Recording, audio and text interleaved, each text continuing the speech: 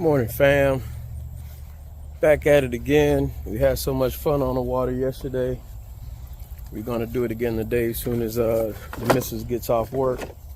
In the meantime, I'm gonna give you all a quick tour of the switch.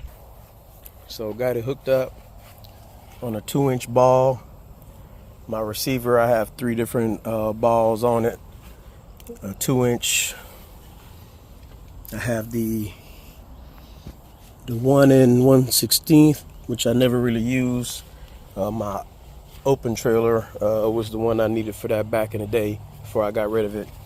And then the 2 5/16 that I use for the enclosed trailer that I call my car hauler. But this is the switch, Sea-Doo switch. This is the 18-foot, 230 horsepower Sea-Doo switch, jet power. As you can see, you can look right through it and see everything that's going on from the inside and out, which makes docking easy. The pontoons you couldn't see outside, you couldn't see how close you were, so they decided to make everything transparent. That way you can see how close you are to everything. Makes it a lot easier. This platform right here is the dive platform. This is so you can hang out on the back. You can jump off this thing. It's pretty sturdy. It can handle all kinds of weight because of these structures on here. And if you know geometry, triangles is the strongest shape in geometry. It's 18 feet, but with this on, it's supposed to be actually 21 feet. If you add that on there, it's added on to the length if you go by registration. Oh man, these walls are killing me. These are the platforms for the brake mode. Those flaps go down when you hit the left throttle, and it actually will stop you and put the jets in reverse at the same time. So you can essentially stop on a dime just like a jet ski would. It's essentially a giant jet ski. I call it, if a pontoon and a jet ski was merged into one, this is what you would get with the Sea-Doo switch. This is the swim ladder. You lift this up, pull your ladder down, and now you can get in from the water. Lift it back up, push it in, and you're ready to go. Hand hold right here to get in from the water. Also, there's not one on the other side, so you got to enter from one side. There's really no threat of any propellers or nothing from the back side, which is great, which is why I like the jet power boats. You know, you can be back here, legs flailing around trying to climb up and get in here without having to worry about your legs getting caught by any kind of propellers or anything. So I do like that about it. They do make the attachments to make these sides, left and right, openable. If you choose to buy them, Jet Boat Pilot has them online. We're thinking about doing that, and then taking these seats out to be able to come up from the swim platform when we're getting pulled on the tubes, to be able to enter the boat from back here instead of walking over the furniture. Getting those attachments, and then you have to adjust these hinges on here, and they make the kits for them, and then you can just slide that up and open it and lock it back into place. They make the full kits for them on jetboatpilot.com. And of course, this is the Helm captain's chair, fully pivots left to right. I'll show you here in a second when I get on. This is the fuel port door, where you fill it with fuel. It takes 22 gallons. It wants ethanol free, but you don't have to. It tells you right there. Just filled it up yesterday, and I think the longest we've been out on this thing is about 5 hours. We still haven't broken it in yet. We still got 2 more hours to go. And the ladder to get up, I'll show you right now. It's a lot easier than the pontoon was. This is your front and only door,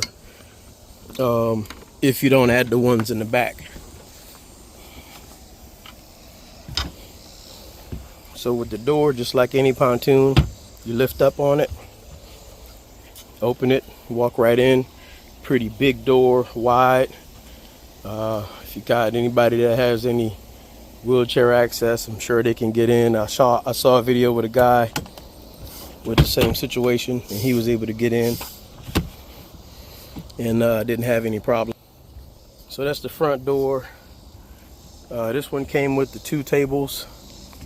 Anywhere you see these green tabs, that's why it's named the switch, because you pull those tabs right there, and anything on this boat, take these things out and you can place them wherever you want. So all these chairs, tables, and anything can be switched out and put in a different position wherever you might want to put them.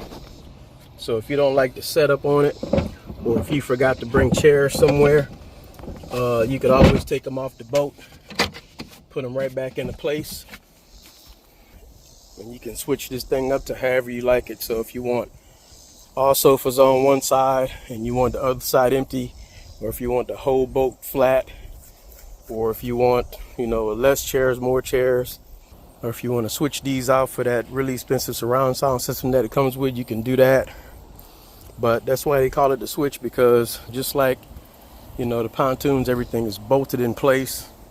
You can switch this thing and make it multiple configurations however you want, and you can have more tables for more family fun and stuff like that. But you can switch out anything by just pulling those tabs, taking those things up, and those can be your beach chairs or your sandbar chairs, however you want it to be.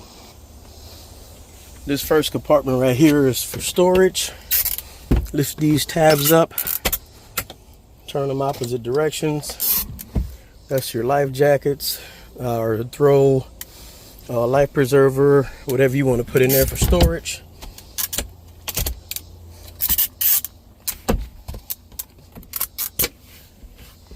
And the second one is the motor and the battery. And then the third one, I think, is where the exhaust and the supercharger is. Of course, the captain's chair, the helm, start, stop, cruise control. It does have cruise control. All your settings for your modes, up and down trim, radio, Garmin, all the seats back here for comfort. So we really like it. Big table, bimney. Thinking about getting a double bimney and going all the way to the front, but Household 6 does like the shade and sun. Like to sit out in the sun and recharge. The back side right here, we got the rope tied off for what we did yesterday with the tube. It is real comfortable.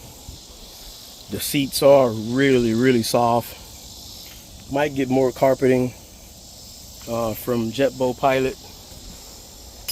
You can get stuff from Amazon too for a little bit cheaper, but it's just like anywhere. You can get knockoff or you can get the real deal. It all depends on if you want to get, name brand or knockoff, just like anywhere you go. For us short guys, it does have a little bit of a booster seat option. If you want to say ride with the, if you can't see over the top, or if you want a little bit more height to see over some things, but you don't really need it. I don't really need it. And I'm only 5'3", 5'4", so. But that's the 21-foot Sea-Doo switch, 230 horsepower platform that we have here. It's a lot of fun. 8 hours so far onto it. Break-in is at 10. We got it up to about 42 miles per hour so far. I don't think we can do anything about going any faster. I believe there's some sort of governor on it. We can't go any faster than that unless they make something to jailbreak it. But 42 on the water seems fast enough for us. It's definitely great for pulling that tube. I think that's as fast as we want to go safely, especially on this. And it turns on a dime, and we're pretty happy with it. But if you guys have any questions about it, if there's anything you want us to show you, just hit me up, let me know. And if you're in the area and you want to jump on the boat when we're out in the water, let's go, let's get it. Another cool thing is it's a composite design. It's not metal like the pontoon was, so I don't have to worry about corrosion and mildew and stuff, because the stuff doesn't stick to it like that pontoon did. And it's a tri-tune design, so it's really stable. So when the waters get rough and stuff, it handles great. It maneuvers awesome. It handles rough waters really well. Even down in Florida, I've seen a few guys with it, and it was handling perfectly. I have no complaints with it at all. We were jumping waves, we were passing boats, we were having a really good time with it, and she's pretty sturdy. She handles really well for a tri-tune giant jet ski design, and she's shockingly light for the size she is. And sometimes I have to slow down when I'm in the truck, because sometimes I don't realize this thing is back here. I wish they could have did a better job on the hitch lock situation, because the only thing holding this thing down is this pin and this, and it's really hard trying to find a lock for this trailer specifically.